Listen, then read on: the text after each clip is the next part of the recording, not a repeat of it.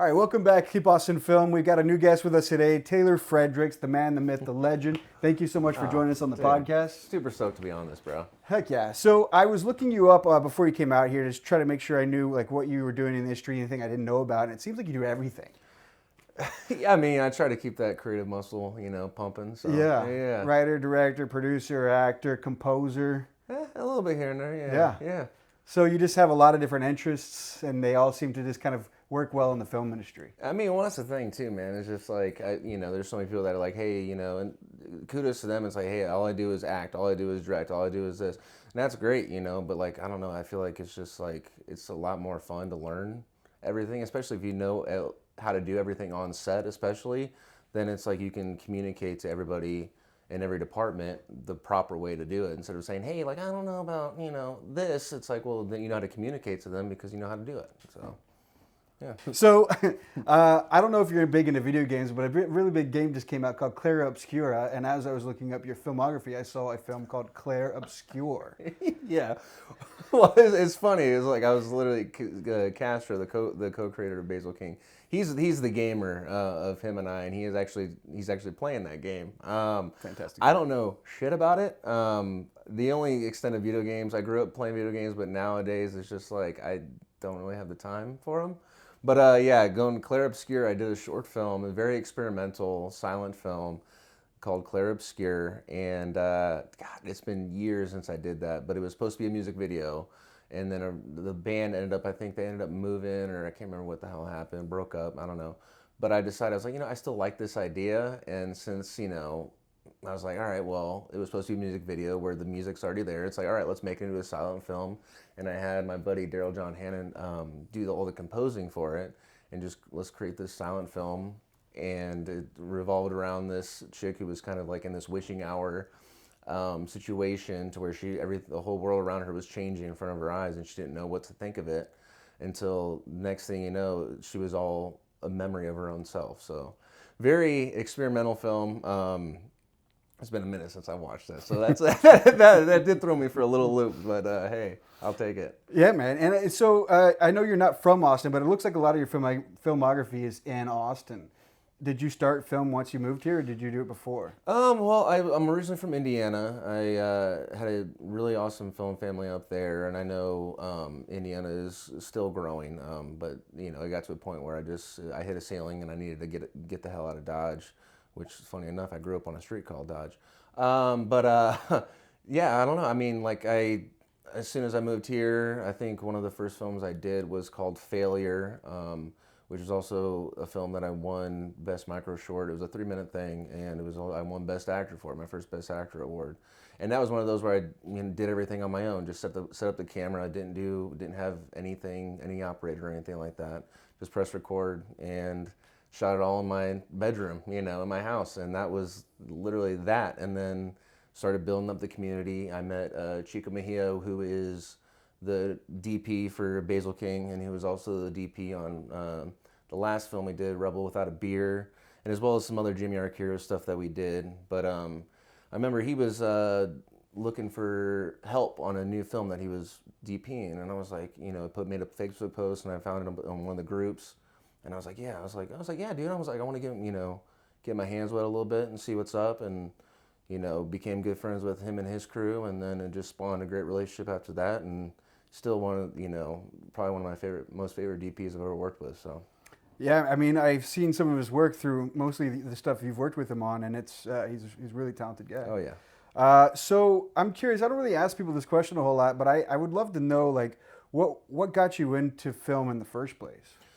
I mean, I started off as a musician. I pursued original music for about 14 years, and it got to a point where I felt I didn't feel creative anymore, and I was like, I need something different.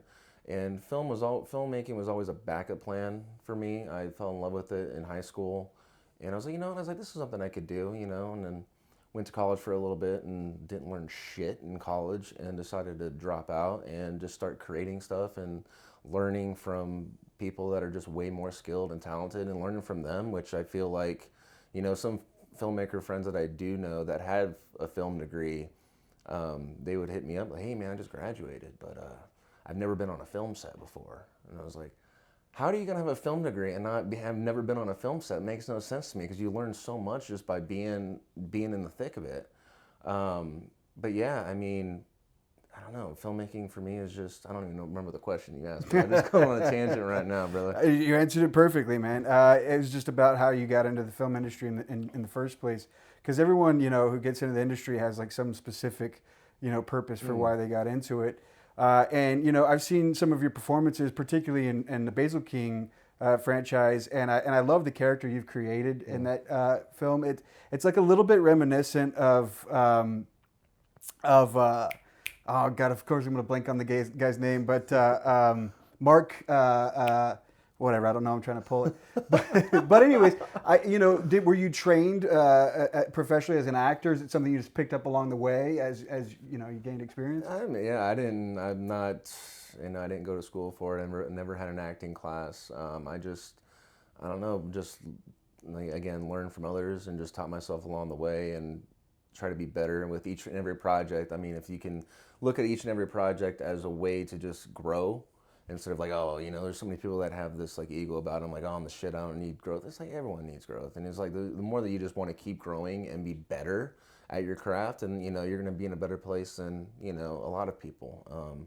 So I think for me it was just like, I don't know, I feel like seeing some of the stuff. I think my first film that I acted in was called Desolate, and that was just, I wrote that about my father who just passed away at that time, and it was a homage to him and got little gnats.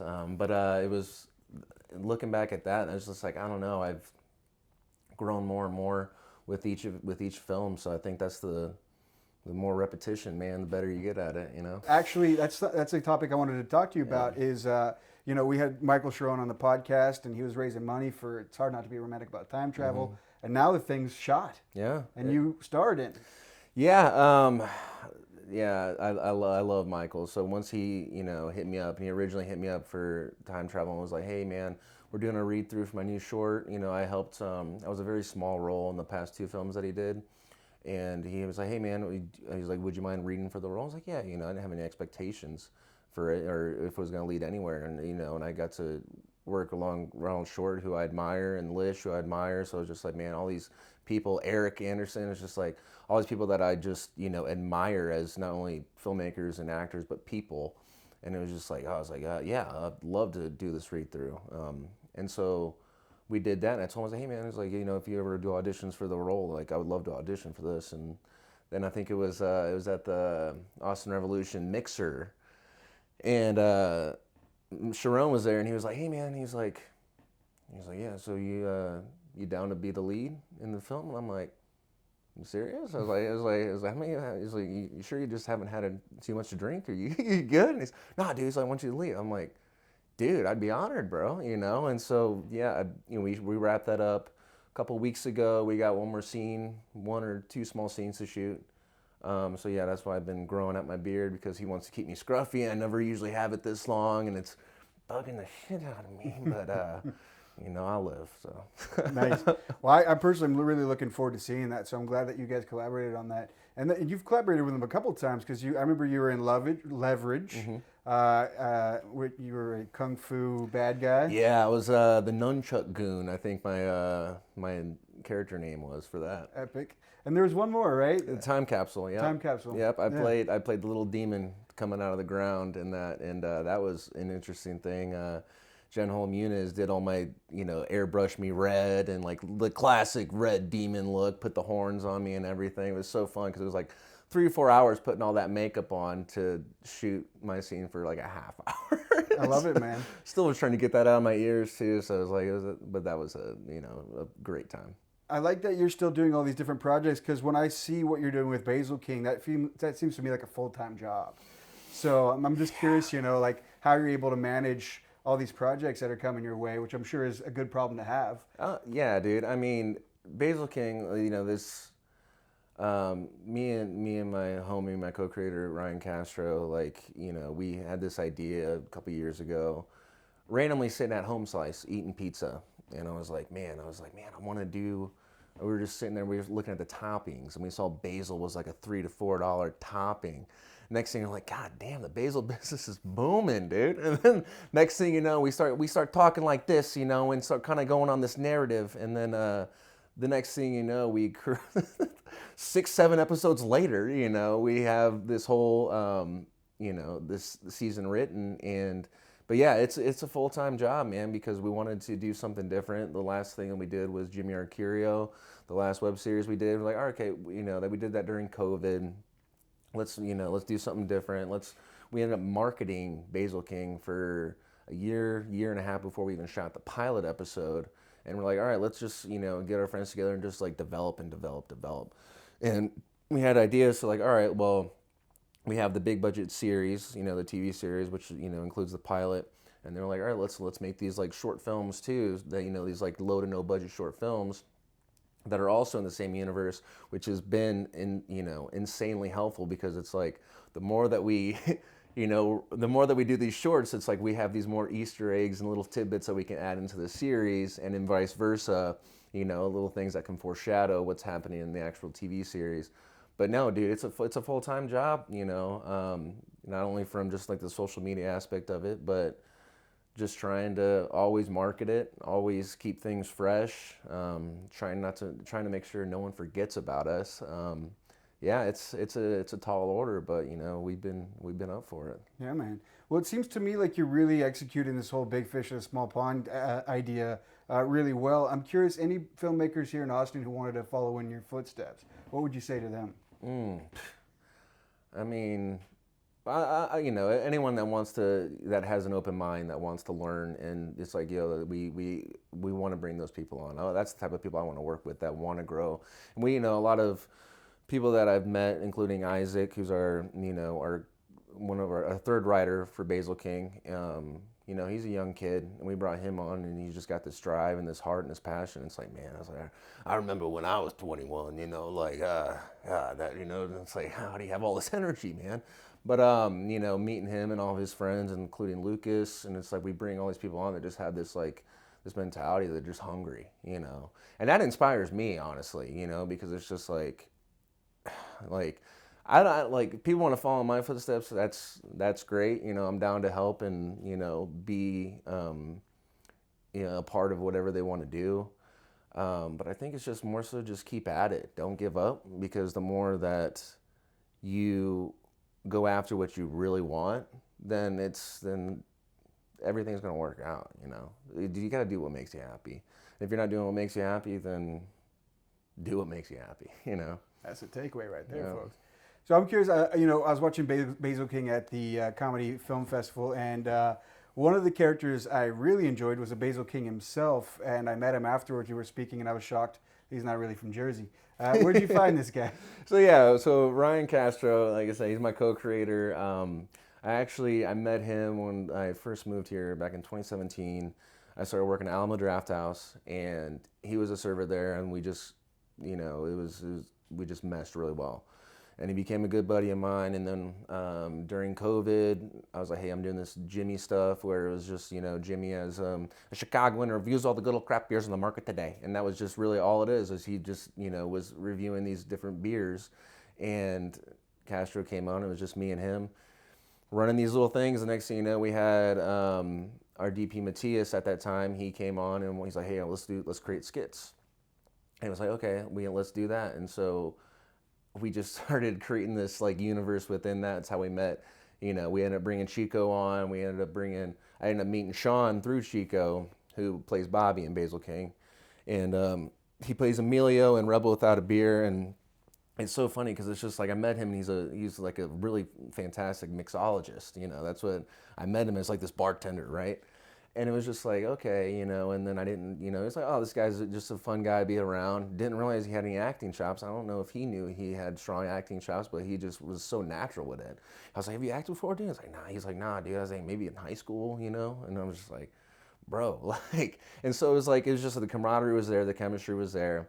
And so it was easy to bring him on, you know, and because he meshed well with Castro as well.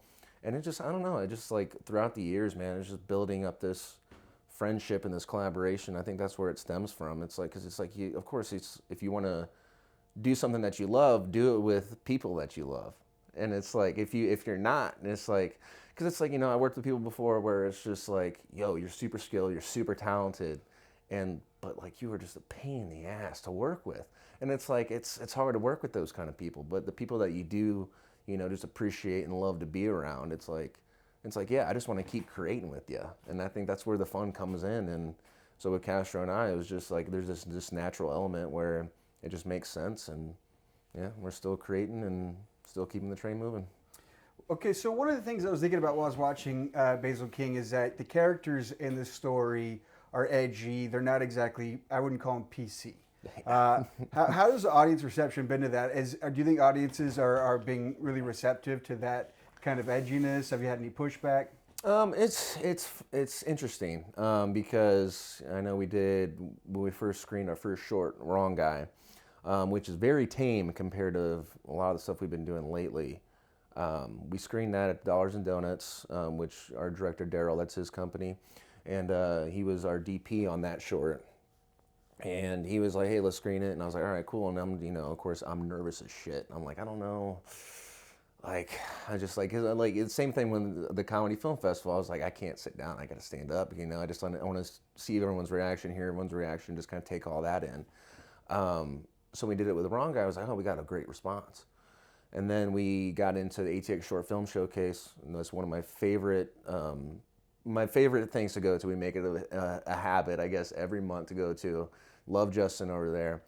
And we had Wrong Guy in it, I think maybe a month or two after we had it at the Dollars and Donuts Showcase. And it didn't do as well. We didn't get as many laughs. And I was like, okay, of course there's a lot of things that we say that's politically incorrect, but that's the characters for you. And it's funny because it's like a lot of people are so hell-bent on, oh, they said that word. I can't believe they said that word. I was like, but they also just killed a guy and his entire family. And you're okay. That's cool. That's fine. Like, it's just like, what are we going to be pissed off about here? Like, a word or literal murder? Like, it's just like, it's funny. It's an interesting thing. But I think that's the biggest thing that if people can understand, it's like, it's the context. It's not, we're, just saying the word just to say the word or whatever the hell it is. It's like, there's the context behind it. It's the characters. It's not like we're just trying to piss people off or try to make things purposely edgy. It's like, if it's in the context of it, then, it makes sense. Yeah, my read of it was it fit perfectly. I loved every moment of it. We had your producer extraordinaire from Basil King, Shilava, on, and she was talking about how there's more to it than just these knucklehead characters. It's a little bit also about like the mental health aspect of these types of characters. I mean, did you have any thoughts on that going into it? I mean, I know you have this big festival coming up this summer. I mean, like for me, like mental health is something that I've always been a huge advocate for.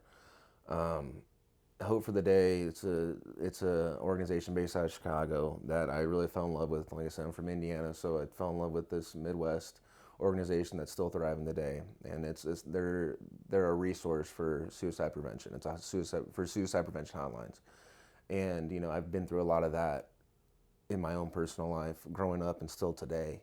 And it's a struggle, but like that's the thing, is like everyone's got their own shit that they're dealing with. And it's like, I think if we can try to be kind to everybody, that's the biggest thing, because you never know what someone else is going through.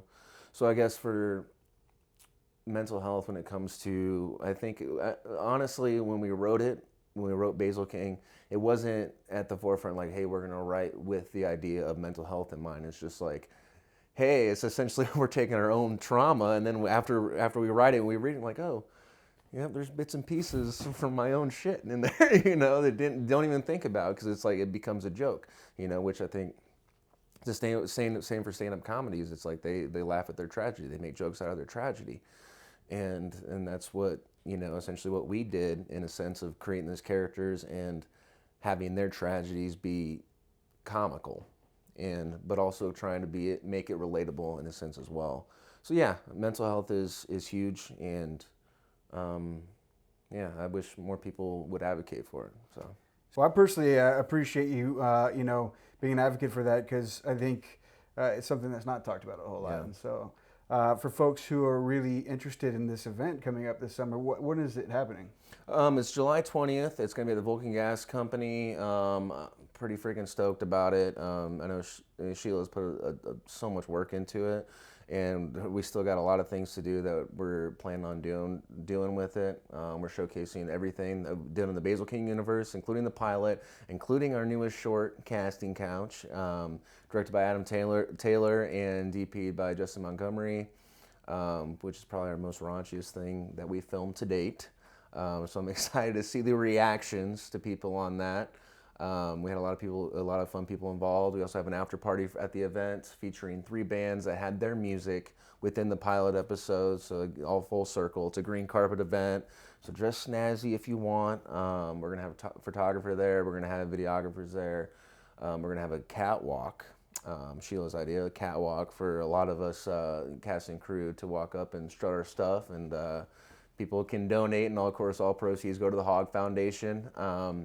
And yeah, so it's going to be going. I don't know when this is going to be out, but look, if you want to get tickets, there's VIP tickets, general admission tickets. It's all suggested donation, but you get the VIP tickets. It comes with like the poster set, which all the posters that we have from Wrong Guy, Bobby's Sick Day, Casting Couch, and our new pilot poster was all created by the magnificent Jeremy Martinez.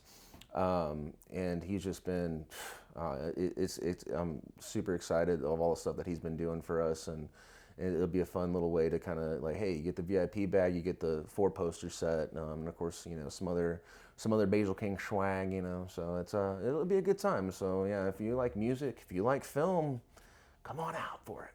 And if you don't, I don't want to know you. Don't want to know you. Just kidding. But so that's awesome, man. So big things are happening. Another big thing that's happening in the Basil King world is you got into Dances with Film. Mm-hmm. So tell me a little bit about that. That's huge. I mean, it's crazy. It's like we've with the pilot, and we knew that it was there's a lot of things that could put off a lot of people, and we've got a lot of rejections. From many different film festivals, and pretty much every LA film festival that we submitted to, we got rejected from. Even LA Comedy was like, we don't want it. Weird. But Dances with Films was like, hey, they hit us up, and it was an interesting approach. They had a different approach about it that I've never had with any film festival. It was like, they hit us up like, hey, we just want to let you know, Basil King's in the final review stages, of the judging process, and we want to know more about it. And they're like, hey, what's the plan for season 1? Do you have plans for season 2? What's the business plan like? And we've been working on this for a while, and Sheila put together a fantastic business plan. I put together the pitch deck, and it was like, hey, we gave them everything. It was like, hey, this is what we got. And it's like, yeah, let's show them that we have our shit together. We ain't fucking around. Like, we want to do this. We want this thing to take off. And we sent them all the materials that they asked for, and they hit us back, I think, the next day or a couple days after, and was like, hey, they gave us the official acceptance into Dances with Films LA. And it was like, man, I was ecstatic. And when we got that email, I was just like on cloud 9, because I was like, man, it's a huge festival, and I've never been a part of any festival, any of my other films. So to get, especially with a film like Basil King that's getting rejections all across the board from so many festivals, it just takes that one. It just takes that one. I always say, it always takes one person. It's like Nightmare on Elm Street, right? It's like they got rejected by so many people, but then they had one producer who was like, I'll take a chance on it. And now it's one of the biggest horror franchises of all time. It's like, it just takes that one person to believe in you. And we have the community, we have the people behind it that, believe in the project and believe in us. And it's like, this thing takes off and we get the funding for it, and it's like, yeah, we're bringing everybody with us, because we created this family, and we want to make sure that we're giving back to those that have given back to us throughout this whole process with every short, and including the pilot. So. Well, that's awesome, man. That's just kind of crazy to me that the Basil King's getting rejected, because I think it's so fantastic. But it is a testament to perseverance, and that there is going to be that right home for you when you've really got the passion project that you've been working on. So if people want to follow you and follow the Basil King franchise, how would they go about doing that? Yeah, I mean, you can go to basilkingfilm.com. That's our link tree. You can see all the stuff that we got on there. You know, you can go to, we have links on there, for all our socials as well. You know, you go to YouTube, you can see our first 2 shorts, Wrong Guy and Bobby's Sick Day. You can also see it at the showcase on the big screen with a group of people. And I think that's the best way to see them, is with a group of people and hearing people's just reactions to it and being in the moment with that.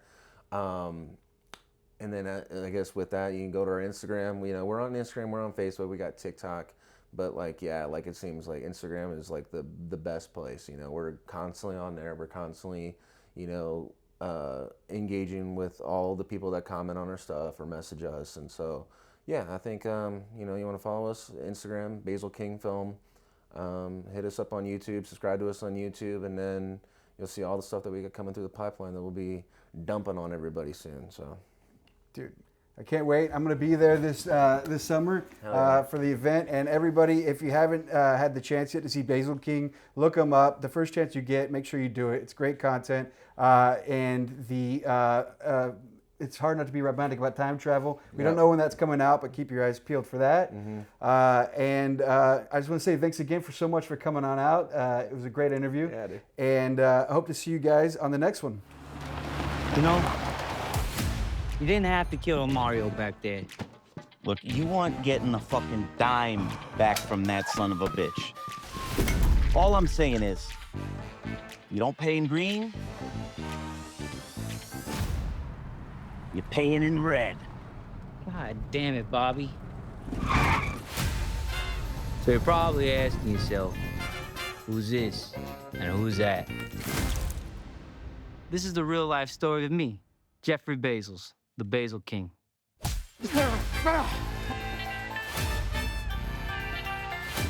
Yeah, babe, everything's fine. Business as usual. So what are you supposed to be?